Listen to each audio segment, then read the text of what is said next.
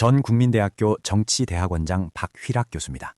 저는 최근 14편의 영문 논문과 2권의 영문 저서를 발간하였듯이 북핵에 관하여 오랫동안 연구해왔습니다. 중요 안보 문제를 AI 기술을 활용한 목소리와 영상을 중심으로 1992년부터 1994년 사이 정지용을 비롯한 일부 인사들은 북한이 휴전선을 넘어 서울까지 이어지는 장거리 땅굴을 파놓았다고 주장했습니다. 이들은 사비를 털어 시추 장비까지 사서 김포와 연천 일대에서 땅굴을 찾겠다며 법석을 떨었습니다. 특히 월간도선 기자들이 이를 집중 보도하면서 상당수 국민들도 이 주장을 사실로 믿게 됐습니다. 지금도 여전히 서울까지 이어지는 땅굴이 있다고 믿는 사람들이 적지 않습니다. 심지어 어떤 예비역 장성은 이 문제에 여생을 바치고 있기도 합니다. 먼저 분명히 말씀드리겠습니다. 휴전선 근처에는 북한이 판 땅굴이 실제로 있습니다. 북한군 전방 군단별로 대체로 하나씩 굴설한 것으로 알려져 있고 연천, 철원, 문산, 양구 지역에서 북한 땅굴 4개가 실제로 발견돼 공개된 바도 있습니다. 그래서 한미연합군은 아직 발견하지 못한 땅굴이 더 있을 수 있다는 전제 아래 지금도 경계태세를 늦추지 않고 추가 탐지 노력을 계속하고 있습니다. 하지만 서울까지 이어지는 장거리 땅굴은 없습니다. 아마 시청자 여러분은 어떻게 그렇게 단정할 수 있느냐 궁금하실 겁니다. 솔직히 말씀드리면 저는 지질학 전공자도 아니고 직접 땅굴을 파본 사람도 아닙니다.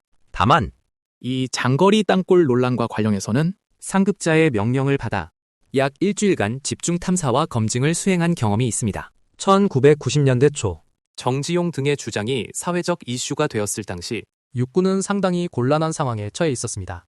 담당 부서는 장거리 땅굴은 절대 없다고 판단했지만 언론은 연일 명확히 규명해야 한다며 육군을 무책임하다고 강하게 비판했기 때문입니다.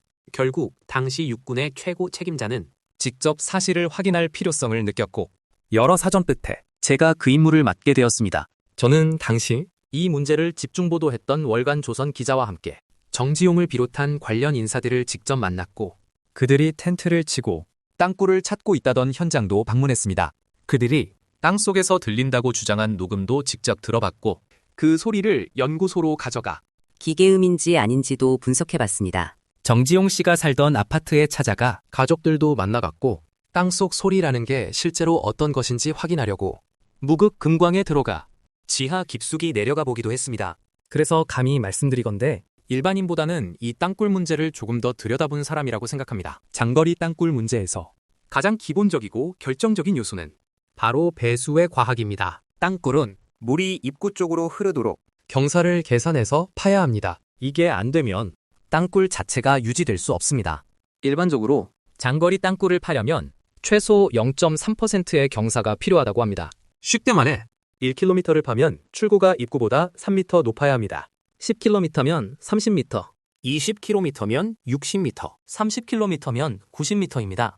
즉, 서울까지 이어지는 20km짜리 땅굴을 파려면 최소 60m 더 낮은 지점에서 시작한 후 입구에 집수정을 만들고 24시간 내내 물을 퍼올려야 합니다. 그런데 문제는 이 정도 경사만으로도 배수가 완전히 해결되지 않는다는 점입니다.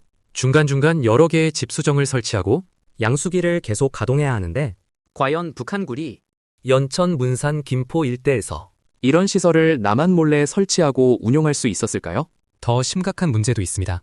서울 북쪽에서는 임진강이 동쪽에서 서쪽으로 흐릅니다. 즉, 북한의 땅굴이 서울로 오려면 임진강을 지하로 통과해야 합니다. 그러려면 시작 지점은 더더욱 낮아져야 합니다. 설령 땅굴 굴설에 성공했다 해도 전시 상황에서 이를 사용하려면 24시간 양수기를 돌려야 합니다. 이게 현실적으로 가능할까요? 그리고 그 엄청난 양수 활동을 북한이 과연 숨길 수 있었을까요?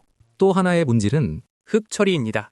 소량의 흙은 숲에 숨길 수 있지만 장거리 땅굴에서 나오는 막대한 흙은 절대 숨길 수 없습니다. 한미 양국군이 DMZ에서 땅굴을 찾을 때 가장 주의 깊게 보는 한작이 바로 이 흙더미입니다. 사실 장거리 땅굴을 파려면 본 땅굴 외에도 작업용 보조 땅굴을 함께 파야 합니다. 인부와 장비를 이동시키고 공기 순환도 확보해야 하기 때문입니다.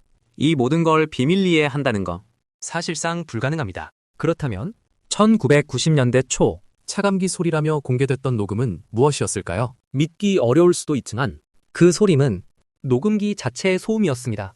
당시 사용된 라디오 겸용 소형 녹음기를 막대기에 달아 땅속에 넣었는데 기기가 노후화되면서 발생한 소음이 밀폐된 공간에서 증폭돼 마치 차감기 소리처럼 녹음된 것입니다. 저는 그들이 증거라고 주장한 연천 지역의 동굴도 직접 가봤습니다. 깊이 10m 남짓에 물이 찬 자연 동굴이었고 인위적인 흔적은 전혀 없었습니다.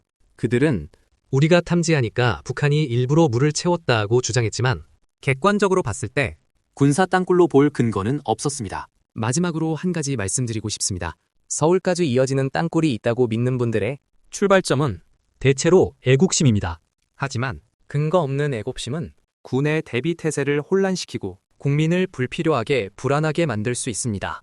다시 한번 분명히 말씀드립니다. 서울까지 이어지는 북한의 장거리 땅굴은 없습니다.